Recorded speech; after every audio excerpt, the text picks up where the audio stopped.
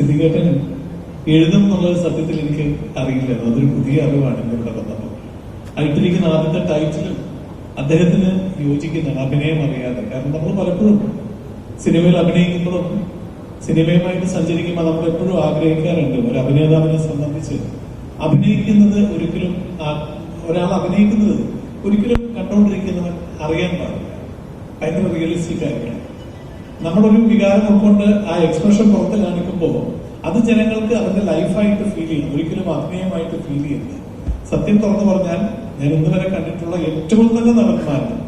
ഇന്ന് വരെ ഏത് ക്യാരക്ടർ ചെയ്യുമ്പോഴും ഇതൊരു ജീവിതമാണ് കാണിക്കുന്നത്, അഭിനയമല്ല തോന്നിയിട്ടുള്ള കുറച്ച് വളരെ അപൂർവ നടന്മാരിൽ ഒരാളാണ് സിദ്ദിഖ്. അതുകൊണ്ട് തന്നെ ആ ബുക്കിന്റെ പേര് അതല്ലാതെ വേറെ ഒരു ടൈറ്റിൽ ഇട്ടാലും അദ്ദേഹത്തിനെ പോലത്തെ ഒരു പ്രതിഭയ്ക്ക് യോജിക്കില്ല. എനിക്ക് വളരെ സന്തോഷമുണ്ട്. ഒപ്പം ഈ പറയുന്ന പോലെ സിനിമയിൽ ഞാൻ വളരെ ചെറിയ വേഷങ്ങൾ ജൂനിയർ ആർട്ടിസ്റ്റായിട്ട് അഭിനയിച്ചു വന്ന അസിസ്റ്റന്റ് ഡയറക്ടറായി, അങ്ങനെ ഡബിംഗ് ആർട്ടിസ്റ്റായി അങ്ങനെ വന്ന ഒരാളാണ്. അപ്പൊ ഞാൻ പണ്ട് സിദ്ദിഖിനെ ആദ്യമായിട്ട് കാണുന്നത് ഫസ്റ്റ് ബെൽ എന്നുള്ള സിനിമയുടെ ചേർത്തലെ ഷൂട്ടിംഗ് നടക്കുന്ന സമയത്താണ്.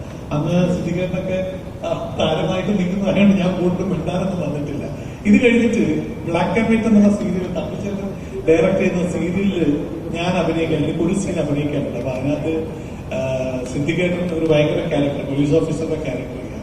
സത്യം പറഞ്ഞാല് ഇന്നും നമ്മൾ അഭിനയിക്കുമ്പോൾ ഓരോ ദിവസവും ഒരു ഡയലോഗ് കിട്ടുമ്പോൾ ആദ്യം ഓർമ്മ വരുന്ന മുഖം വെറുതെ പറയുന്നല്ല സിദ്ദിഖേട്ടൻ. കാര്യം എന്ന് വെച്ചാൽ എന്തിനാണ് ഒരു ഡയലോഗ് കാണാതെ പഠിച്ചു, ഒരു പേജ് ആവട്ടെ 1.5 പേജ് ആവട്ടെ, പ്രോംപ്റ്റിംഗ് ഇല്ലാതെ ആ ഡയലോഗ് മുഴുവൻ പഠിച്ച് കൃത്യമായ ബ്രേക്കോട് കൂടി പ്രസന്റ് ചെയ്യുന്ന അന്ന് വരെ കണ്ടിട്ടുള്ള എനിക്ക് തോന്നുന്നു ഒരൊറ്റ ആർട്ടിസ്റ്റിനെ ഞാൻ കണ്ടിട്ടുള്ളത് സിദ്ദിഖേട്ടനാണ്. അപ്പൊ ഞാൻ ചോദിച്ചു ഇദ്ദേഹത്തിനോട് വളരെ ആരാധനയോടെ അടുത്ത സിദ്ദിഖേട്ടൻ ഓർമ്മ കാണില്ല, തൈക്കാട് ഒരു വീട് ഷൂട്ട് ചെയ്യാം തിരുവനന്തപുരം.